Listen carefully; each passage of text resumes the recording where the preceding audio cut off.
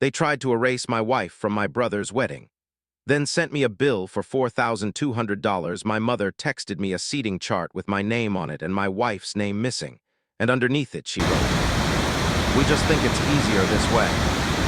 You understand? I did not understand, I still don't. I'm going to tell this whole thing from the start, because if I just gave you the ending you wouldn't believe me, and honestly some days I still don't believe it either. I need to get this out. I've rewritten this post 4 times because I keep getting too angry to finish it, so bear with me if it's messy in places. This is long. Get comfortable. My name doesn't matter, so I'll just say I'm 31. I have a younger brother, Dean, who's 27, and we grew up in a house where appearances were basically the family religion. My parents aren't rich, but they're the kind of upper middle class where every choice, schools, cars. Who you date gets measured against what will people think. 4 years ago, I married a woman named Ray. Ray grew up in foster care from age 9. She puts herself through community college working as a diesel mechanic, and now she runs her own small auto shop with 2 employees. She's got a tattoo sleeve from a really rough stretch in her early 20s that she got covered up over old scars. She swears like a trucker, and she is, without a single doubt in my mind, the best person I have ever known. She held my hand through my dad's heart surgery 2 years ago, and sat in that waiting room for 11 hours holding a family together that wasn't even fully hers yet. My mother has never, not once, called her by name. It's always your wife. 4 years, not once. So when Dean got engaged to his girlfriend, Priya, I was thrilled. Priya is wonderful, funny, sharp, genuinely warm to Ray in a way nobody else in my family ever bothered to be. The 2 of them actually got close over the last year, texting about dumb reality TV, and Priya once told Ray she was the only sane person in this family, which honestly tracks. The wedding planning started normal, then it didn't. About 4 months before the wedding, my mother called me, not texted, called, which should have told me something serious was coming, and asked if I could help out a little with costs since Dean's just starting out and every bit counts. I said sure, of course. "We're family, send me the number." The number was $4,200. For, and I quote her exact words, "Your table, the open bar allotment, and a contribution toward the band since you both enjoy dancing so much." I didn't think much of the wording at the time. I should have. I said fine, we'd cover it, no problem, Ray and I do fine financially. Her shop's doing well and I work in logistics management. We're comfortable. I told my mom we'd Venmo it over the next few weeks in chunks. She seemed pleased. Overly pleased, actually, in a way that in hindsight felt like relief rather than gratitude. 2 weeks later, Ray mentioned something that made my stomach drop. She'd been in the family group chat, the big one, all the aunts, cousins, my parents, helping plan a surprise bridal shower gift with Priya. And she noticed something odd. There was a *2 group chat, a smaller one. She only found out because my cousin Wendy accidentally sent a message meant for that chat into the big one, then deleted it 30 seconds later, but not before Ray screenshotted it. The message said, "Don't forget, no +1 for my name on the official list, just his name. Aunt Carol already talked to the venue about the headcount adjustment. We'll handle the seating so it's not awkward when people ask." Ray showed me the screenshot at 11 p.m. on a Tuesday. I stared at it for a long time. Headcount adjustment. My wife of 4 years, reduced to a line item they were trying to erase before anyone noticed. I called my mom the next morning, and I tried to stay calm. Because I've learned over the years that if you come in hot with my mother, she just plays the victim, and the whole conversation becomes about how hurt she is that you'd accuse her of something. I read her the message, word for word. There was a long pause, then she sighed that specific sigh, the one that means "why are you making this my problem," and said, "Okay, look.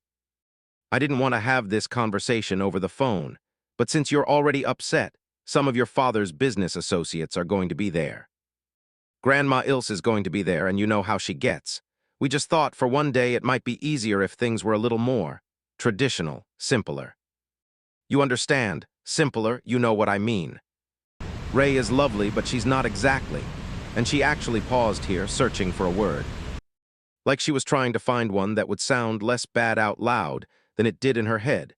She's not exactly the image Dean and Priya are going for. It's their day. We just want it to be perfect for them. I asked her point blank, "Are you telling me my wife is not invited to my brother's wedding?" "Of course she's invited," my mother said, in the tone of someone who thinks they're being extremely reasonable. "She just doesn't need to be at the head table or in photos necessarily. She could sit further back. Honestly, it might be less pressure for her too, don't you think? She always looks so uncomfortable at these things." "She looks uncomfortable, Mom, because you've never once made her feel welcome in 19 years of knowing her." "I didn't say that." I hung up. Here's where it gets worse. 3 days after that call, I got a Venmo request from my mother for the remaining balance of the $4,200 we'd already paid half. The request note said, "Reminder for Dean's big day." I sat with that for a while. They wanted to erase my wife from the day, seat her in the back like an afterthought. Keep her out of photos so Grandma Ilse and Dad's business partners wouldn't have to see her. And they still wanted her name on the Venmo. Still wanted the family contribution. Still wanted the appearance of a united family footing the bill for their perfect, curated, Ray-free event. I want to be honest with you, for about 2 days I actually considered just paying it and gritting my teeth through one day. Ray is the one who stopped me. She sat me down and said something I'll never forget.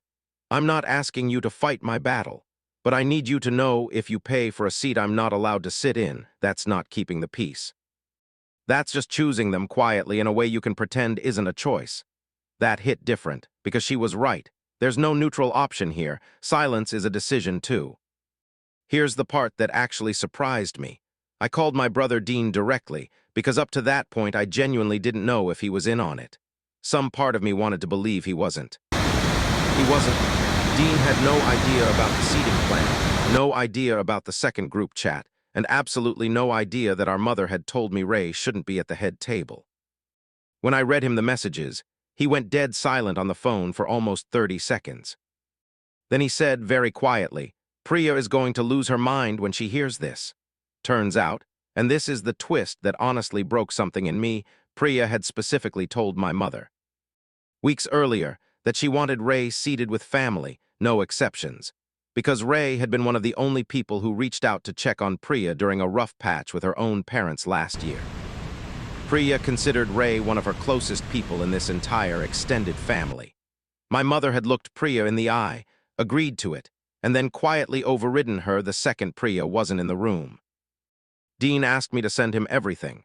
The screenshots, the Venmo request, all of it. He said, "Give me 2 days, don't do anything yet." Please. 2 days later, Dean and Priya showed up at our door unannounced. Priya had been crying, you could tell, even though she was trying to hide it. She hugged Ray first before she even said hello to me and said, "I am so sorry," I told her. I told her exactly what I wanted, and she just did whatever she wanted anyway. Priya had gone straight to my mother with the screenshots. And according to Priya, my mother's first reaction wasn't apology. It was, "Well, someone clearly can't keep things private," more upset about the leak than the plan itself. That told me everything. This wasn't a misunderstanding.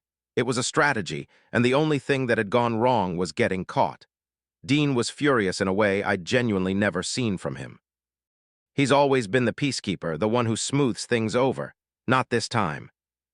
He told me he'd already called our mother and told her flatly that if Ray wasn't seated with the family, actual family, not further back, he was moving the wedding date and venue with 2 weeks' notice and inviting exactly the people he and Priya wanted, full stop.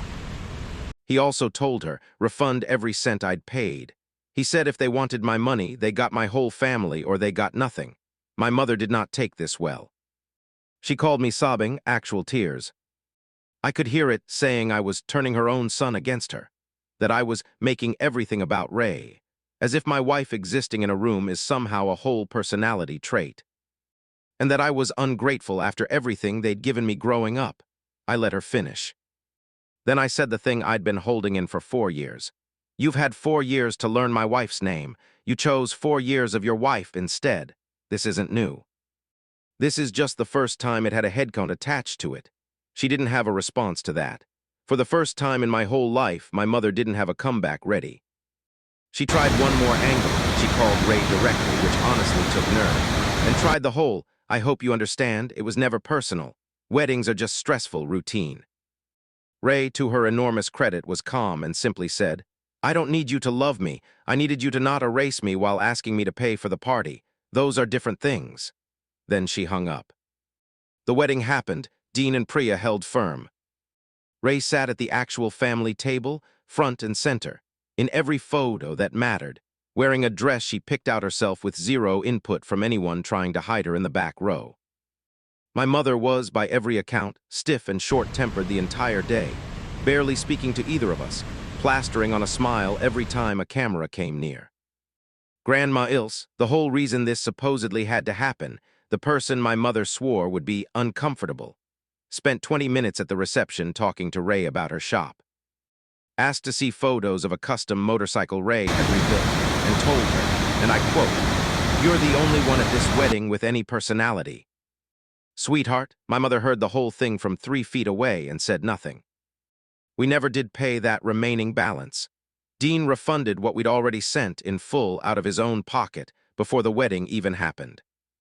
He told our parents they could take it up with him if they had a problem with it. They didn't. 6 months after the wedding, things have not smoothed over the way I think my mother expected them to. Dean and Priya have quietly but noticeably pulled back from my parents. Fewer visits, shorter calls, missed a big family Sunday dinner tradition twice in a row without much explanation. Priya, I've learned secondhand, has not forgotten how she was overridden on her own wedding day, and she's not in a hurry to forgive it. My parents, meanwhile, had a big 35th anniversary party planned for this spring. A real production, venue, band, the works. They sent invitations to the whole extended family. Dean and Priya didn't attend, neither did we. Neither, it turns out, did 2 of my mother's own sisters, who apparently heard the full story through the family grapevine and were not thrilled about how Ray had been treated. The party that was supposed to be a triumphant show of family unity ended up half empty, and from what my aunt told me, my mother spent most of the night asking guests where everyone was. About 3 weeks ago, my mother called me. Different tone than I've ever heard from her. She asked if she and my father could take Ray and me to dinner, just the 4 of us, her treat, no agenda. She said she wanted to understand where things went wrong. We haven't gone yet. I told her I'd think about it. Honestly, I might. Ray, who is a genuinely bigger person than I am, said she'd be open to it too on one condition. My mother has to say her name, out loud, at dinner. As many times as it takes for it to stop feeling foreign in her mouth. I don't know if my mother's capable of that kind of change. But for the first time in 4 years, she's the one asking for a seat at the table. Funny how that works. If you made it this far, thank you for reading. This whole thing taught me something I wish I'd understood a decade earlier. Silence in the name of keeping the peace doesn't protect anyone. It just protects whoever's already comfortable.